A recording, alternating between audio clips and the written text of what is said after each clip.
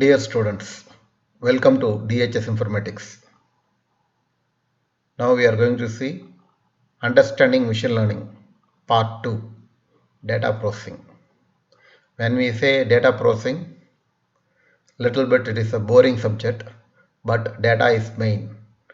50% or more than 50% of your project success depends upon data.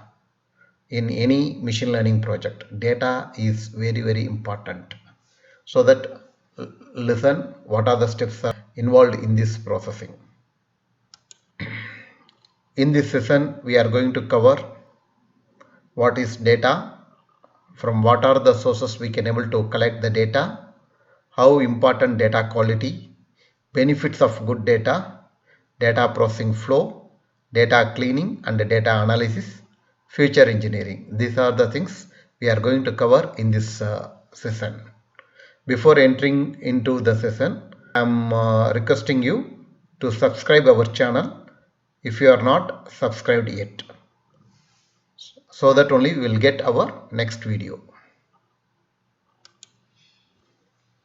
Data. Data is a distinct piece of information, usually formatted in a special way. All software is divided into two general categories, data and programs. Programs are collection of instructions for manipulating data.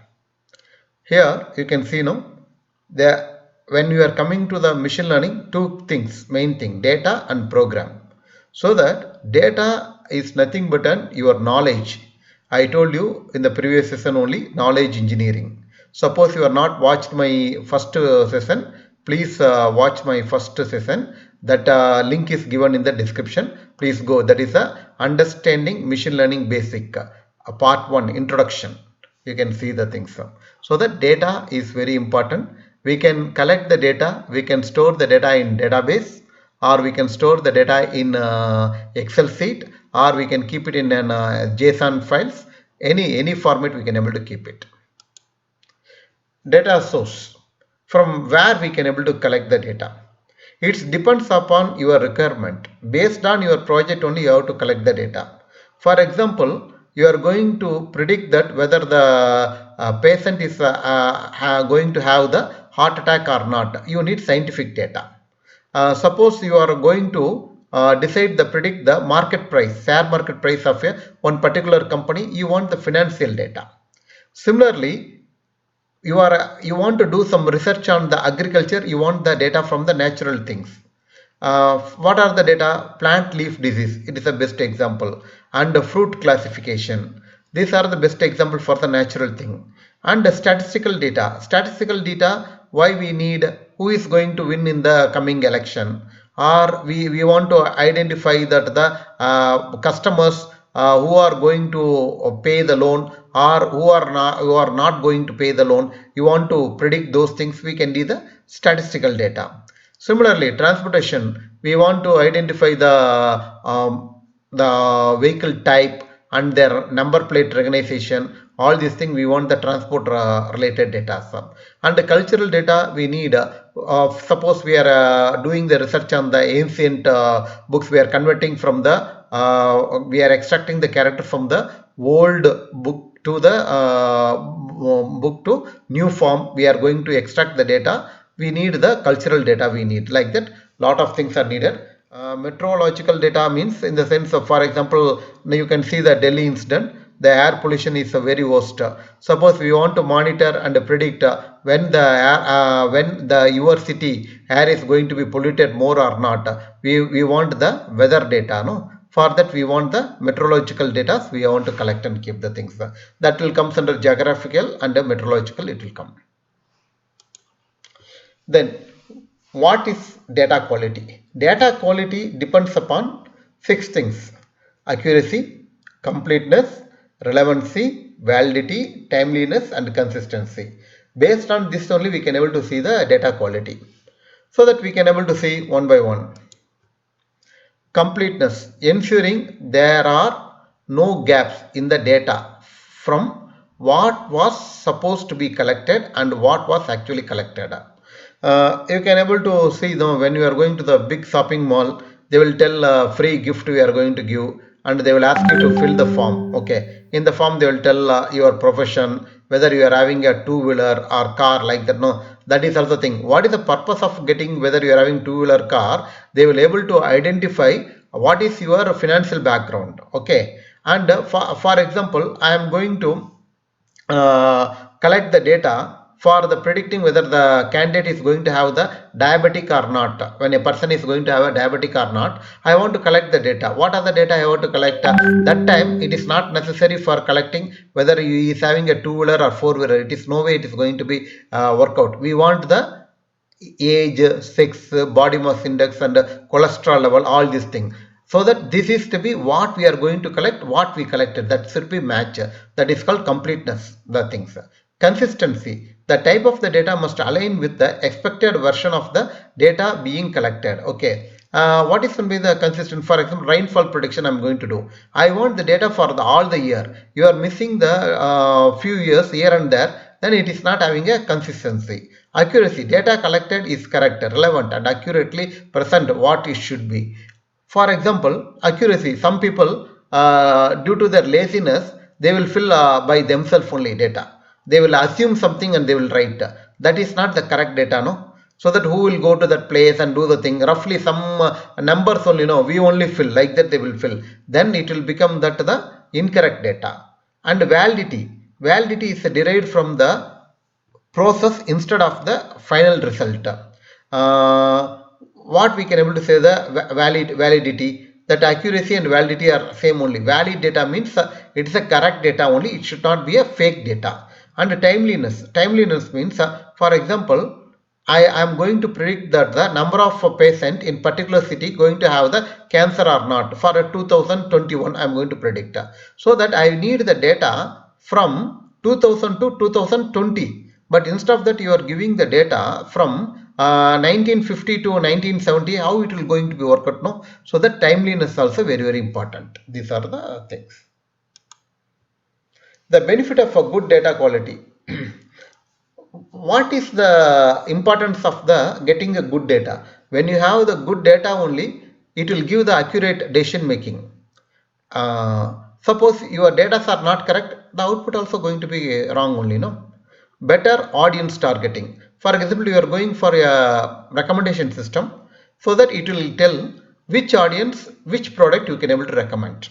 More effective content and marketing campaigns, same thing only. Improved relationship with the customer.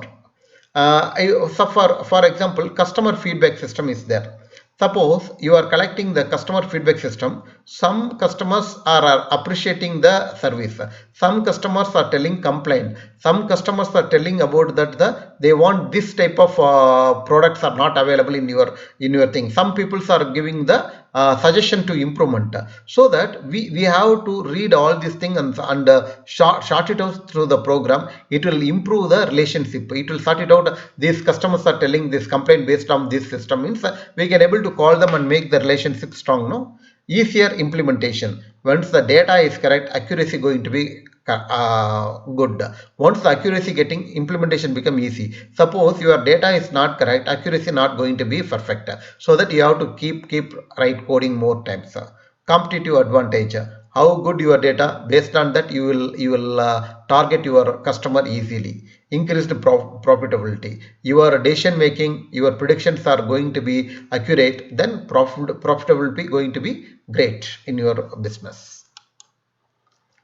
How to collect high quality data?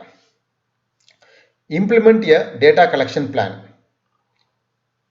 so that it is a one generic thing only, you can know the things, but it will give the plan. First thing, we want to go and collect the data. As a student, you are doing means you will get the data from the Gaggle website or UCI website. You can able to get the data. All data are collected, data all are available. Okay. Now you are doing PhD or you are doing some research for some company and other things you are going to do, means you want to have the data collection plan. You should have the things, so that only you can able to plan it and distribute it and go and correctly we can able to collect. Suppose you are not having a plan, just like you are going here and there and collecting, means your data is not going to be accurate. set data quality standard, and create a plan for data correction. Sometimes data is going to be wrong, double entry may happen, sometimes they will not fill some field. How to handle those things?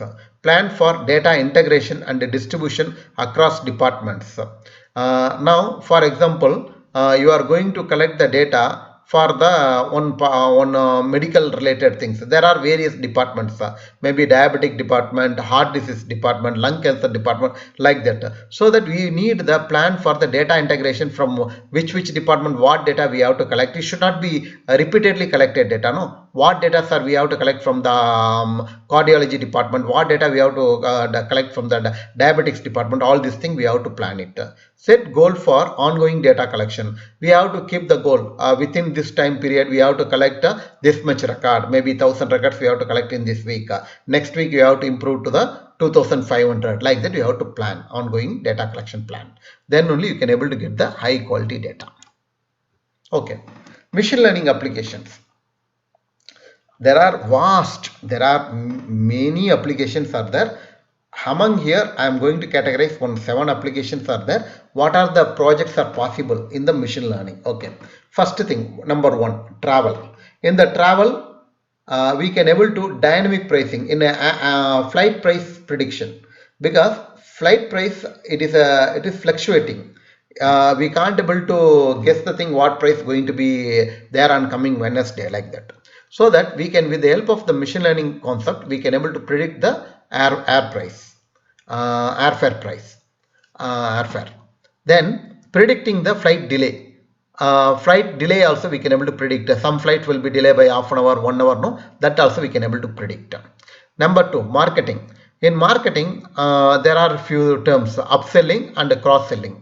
So that some customer will plan to come to your shop to buy the 32-inch TV.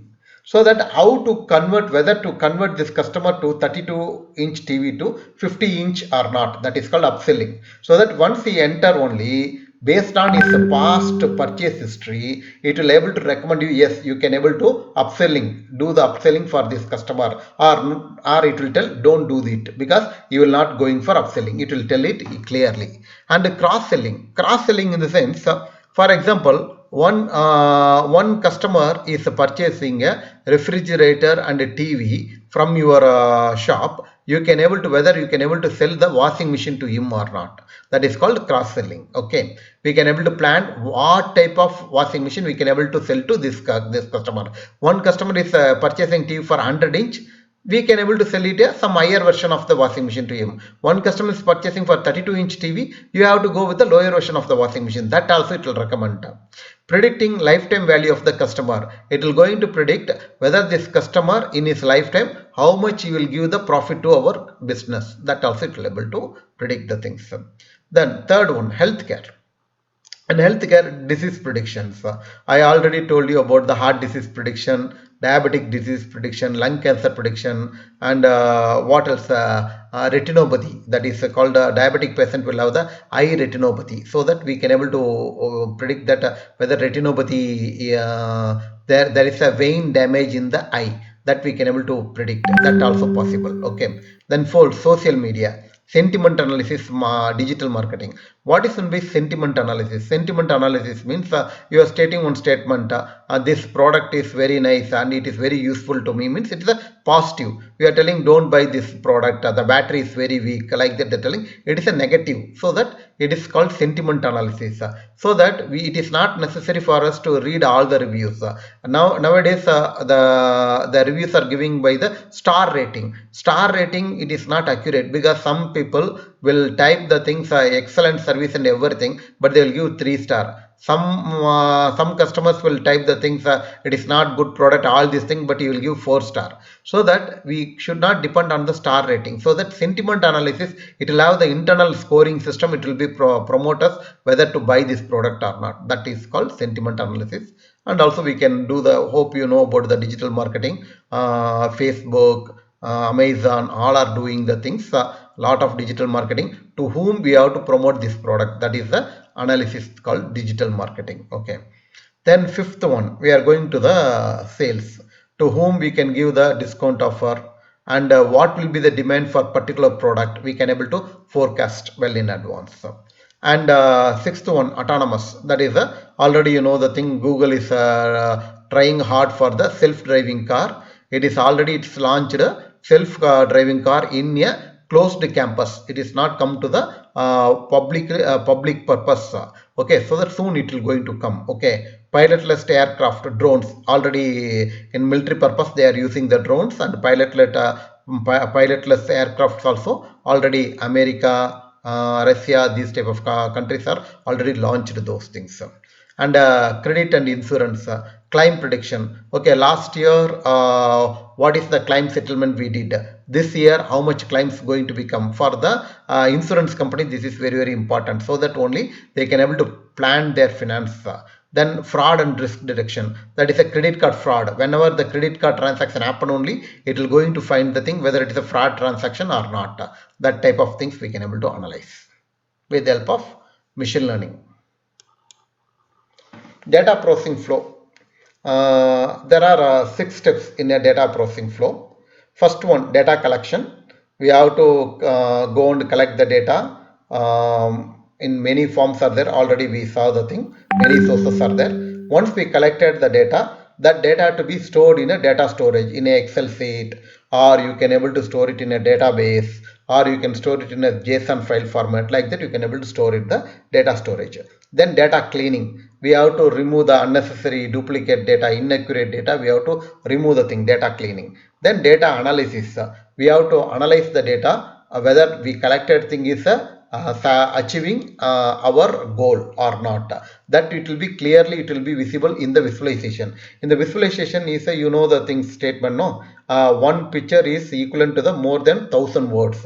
So that what data we collected, when we are visualize that in a graph format, it will clearly showcase us whether we collected data is sufficient or not. Suppose visualization is it gives us as complete satisfaction, we go for the next step, or else we have to go back and again collect the data, or do the cleaning. All these things it is to be done. That is called decision. Data cleaning, data cleansing or data cleaning is the process of detecting and correcting corrupt or inaccurate record from a record set, table or database, and refers to identifying incomplete, incorrect, inaccurate or irrelevant parts of the data. Same thing only, data cleaning means we have to remove the unwanted data. For that there are many tools are there. Okay, with the help of the tool we can able to remove the duplicate data, and in some record some field only not filled, and some field will have the numeric value should be there where the alphabets will be sitting. All these things we can able to remove the things.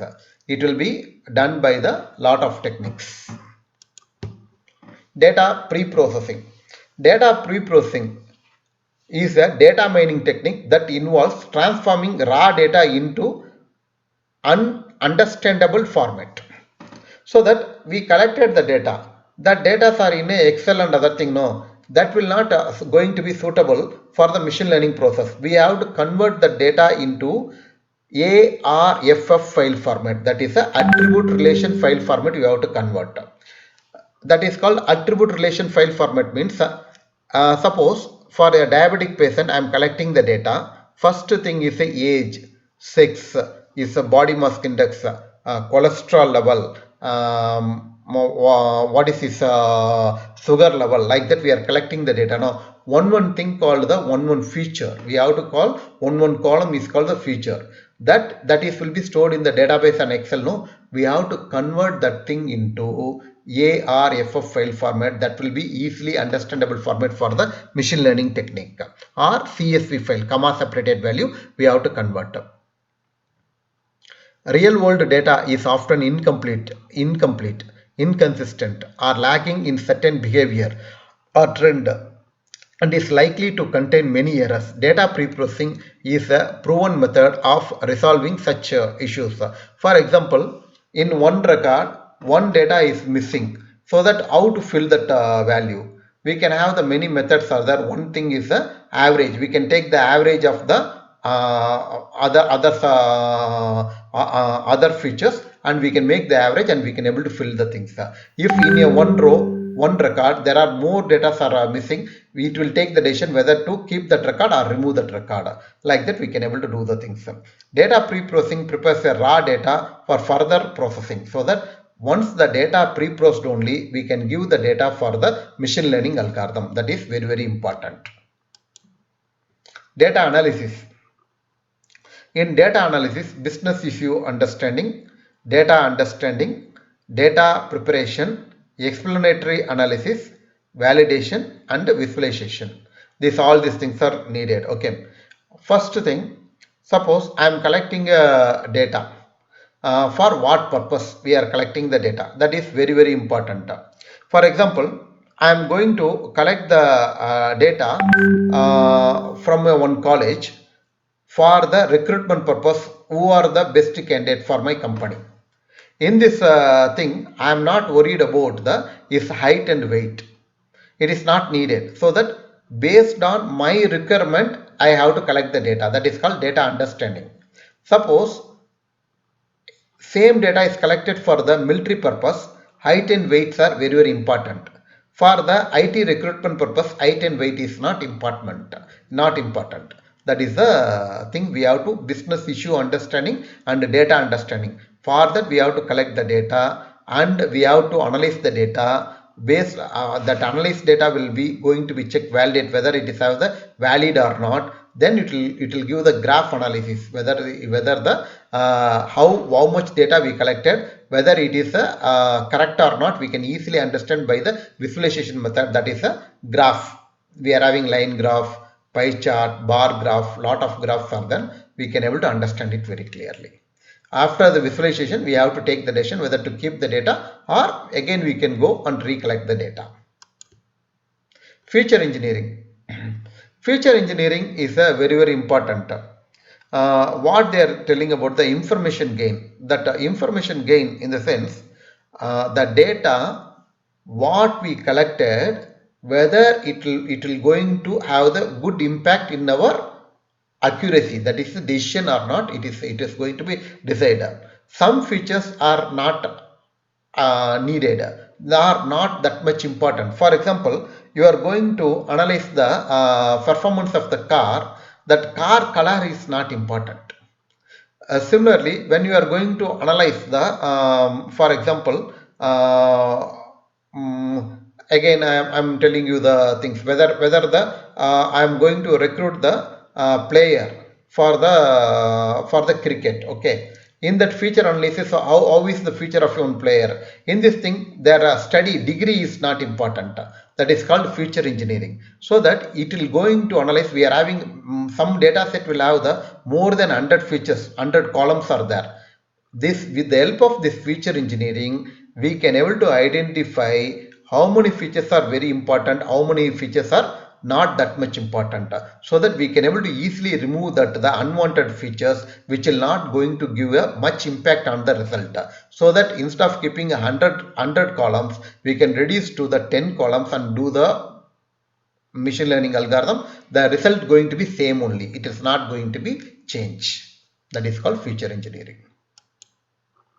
Feature engineering efforts has two goals: preparing the proper input data set with the machine learning algorithm requirement, compatible with the machine learning algorithm requirement. That is the first thing, because instead of keeping unnecessary data, we can remove the thing. Improving the performance of the machine learning models. How it will improve? Instead of processing the 100 features, we are processing only the 10 features. That will yield the good result, means the time will be reduced much, that will going to be give a good result to you. Okay. Thanks for listening this video. Our next video is unsupervised learning. In this unsupervised learning, I am going to cover you the clustering technique and going to show one Python program how to execute the clustering program. With some example, we are going to explain to you. So that please subscribe our channel and press the bell icon so that you will get the notification quickly. You can let me know how was this video in the comment section. You like this thing, press the like button and also share this to your friends so that they will also benefit. It is a good. Thank you.